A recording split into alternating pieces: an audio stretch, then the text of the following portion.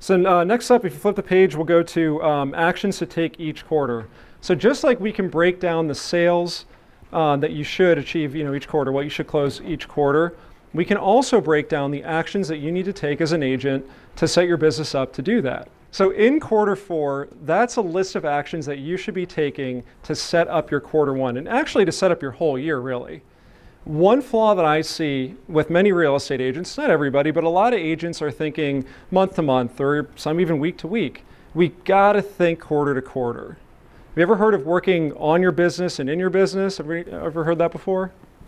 Yeah, so that's exactly what this is. When we think on a quarter by quarter basis, we get in a good habit of working on the business, and then we do our planning, we execute, and we follow these steps that we have in your binder rather, and then that's how you actually execute and get there.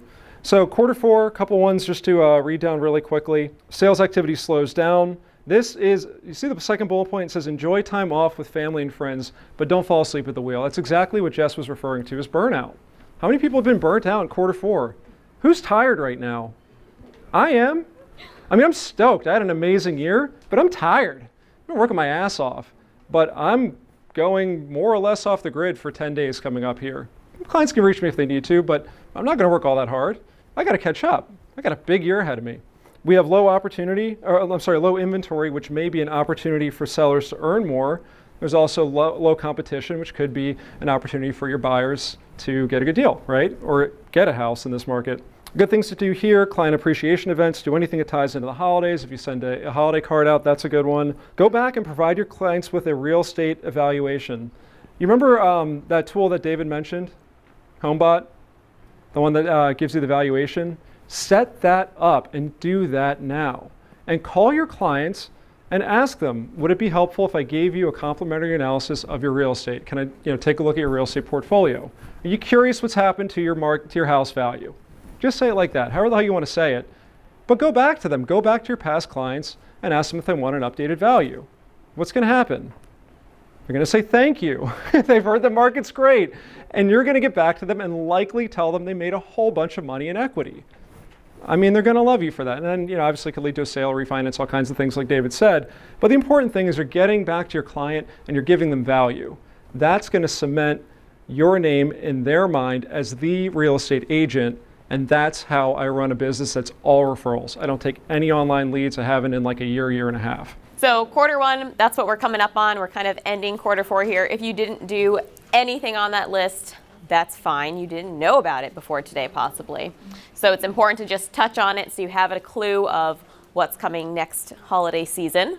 But right now, what we really should be focusing on is quarter 1. So while you're having your downtime, a lot of people you're going to be reaching out to are also having their downtime, which means that they might be free to take your call or to respond to your email when they're home and might be a little bit less encumbered with distractions. A lot of things you can do as you prepare for the spring market. This is when naturally people start to think of selling their home. It comes up in conversation, they're with friends and family, so naturally, what do people talk about on holidays? Politics, real estate, and family drama, right? So something is going to come up in conversation, and those might all be the same thing, maybe. So what I personally do anytime I'm sitting there, my downtime through the holidays, what I do is I reach out to past clients or people I've never worked with before. And a good tool that I found if you're not super tech savvy and you don't have your app set up yet is I scroll through my Facebook friends list and I message everybody. Hey guys, I know you're getting to the time of year where real estate's gonna be a really hot topic. I hope that when this comes up in conversation, not if it does, because we know it will, when this comes up in conversation, I hope you think of me. And now they're like, well, I wasn't, but now I am. And then next week when it comes up in conversation, they're like, funny you said that. I was actually just being bombarded on Facebook by Elise, and let's have a conversation. I can get you guys connected. And it works out, and it's been really successful. I've actually closed deals from doing that in quarter 1 and at the end of quarter 4. So follow up, providing that value where even if it's just a, hey, I still exist. Like David was saying, a message that says, hey, I care about you. I'm over here, I know you're over there, and it's just being in front of somebody to some extent. So you can start small. Again, if some of you might not have the means to pour into those apps, things like that, if you're not super tech savvy, start somewhere, because anything is better than nothing. So go through your text messages, go through your recent calls, somebody who you've never spoken to before might be a new best friend. So get started, and this is a great way to kick off your year. Quarter two is the roller coaster ride that you've been waiting for. Maybe you're ready, maybe you're not.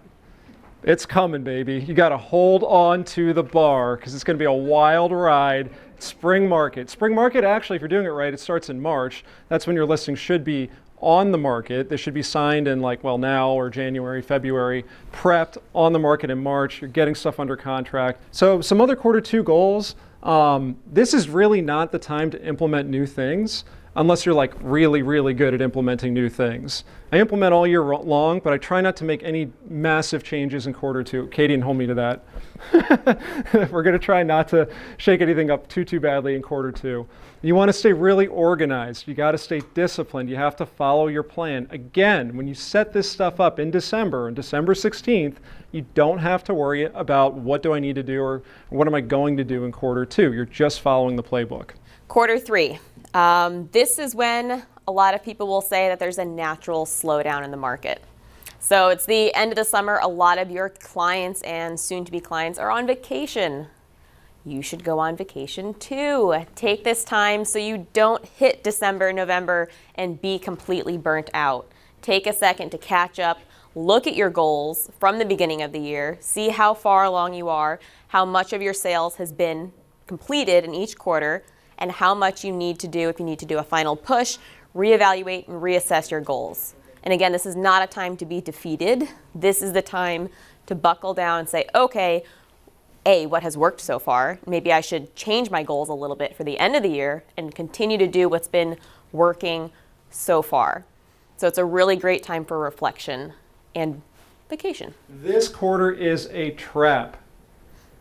You may look at your goals and you may find that you're behind by $1 million or $2 million. I am this year. I was behind by $1.5 million because I got busy. I had other stuff that happened. You know what I didn't do?